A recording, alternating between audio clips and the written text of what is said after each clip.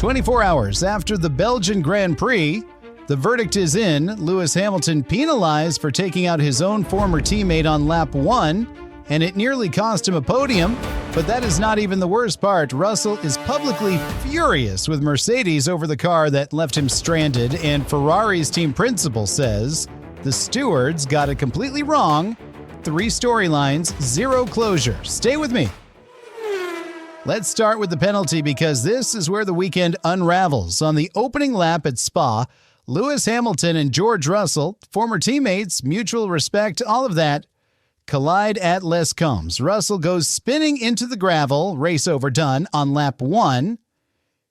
The stewards ruled that Hamilton's car suffered understeer.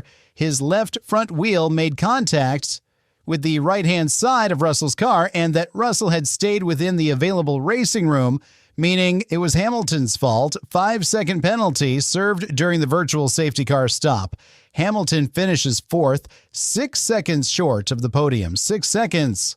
That penalty almost certainly cost him 3rd place.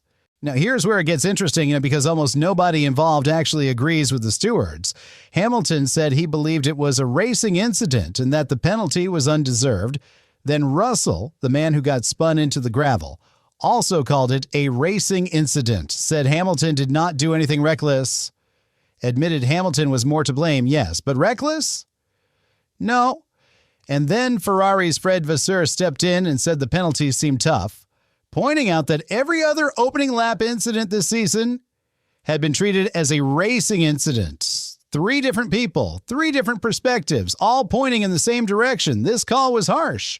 And that penalty verdict, that was just the appetizer, because while Hamilton was defending his 4th place finish, Russell was in the garage asking very uncomfortable questions about why he was even in that position in the first place, and his answer puts Mercedes directly in the crosshairs. George Russell was not quiet after Belgium. He said he was most angry about being in a vulnerable position in the first place because his battery had dropped to 0% through Eau Rouge, 0 on the opening lap of a race. That is the kind of failure that ends your afternoon before it begins. He said he was in a great position coming out of turn 1 and was ready to fight the cars ahead, but instead got swamped by 3 drivers while his power was gone.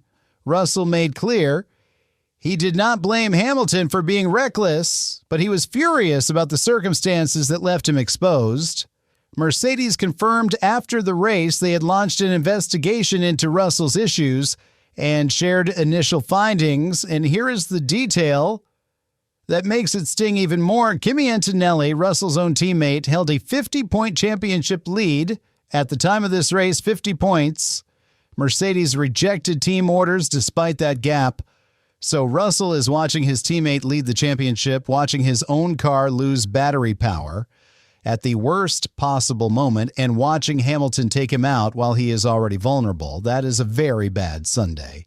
But there is one more layer to this story that nobody is talking about enough, and it is the detail that reframes everything that happened at Spa.